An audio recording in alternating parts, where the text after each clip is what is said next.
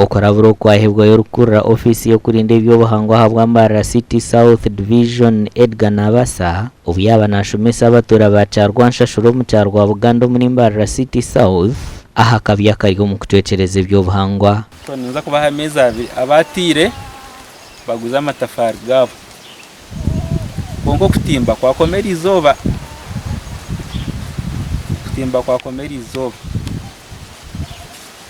twaheza tuza kushweka ubwo kuri storing byangu tereze aho nayo mutimbire mwashwitaka Nabasa yashobora bijo mu rukiko abarikutekateka ngo cyo kurya hamwe n'eco kubabisaho no baciho mu kutimba hamwe no kutera amatafari ngo nababasa kuronda ibindi bikorwa mu intasya ife tweyambanga bannamwandu ebirombe bye tujjamo ekyokulya n'okuwera abaana school fees kati ebirombe uba nabigala fenga fe bannamwandu tuyambibwe eki government ekira kugira program ya alternative livelihood kira kwandika za proposal but supportinga shajika abantu abatuko batwihire omnyanya y'eby'obuhangwa iza kutwababingireyo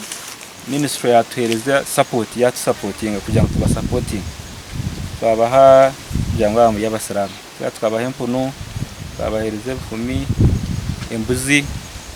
swati ni mwenye mbasa kubakora nisho cyumu kawumwine chairman wanyu w'Kirombe nasa kwandika abantu bana b'ebintu bakoromu mukore proposal yanyu gu environment officer mwamureba tarahare nimwe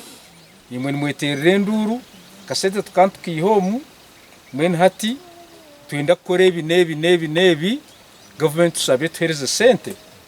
ito tuongere okureberere kazitu omuhwezo w'orukuru ekitongore kya polisi ekirikujunanizibwa bwo kurinda eby'obuhangwa bwa South Western Region Inspector of Police Twesime Felix nagira ngo nibija kongera kushomesa abantu agure mwente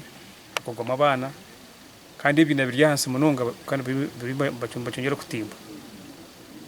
yabashomesa yabahereza enaku emyezi yabahereza emyezi 2 kugira baguze amatafari gabo barijemo Amakoraga gashakwa Frederick Anyini.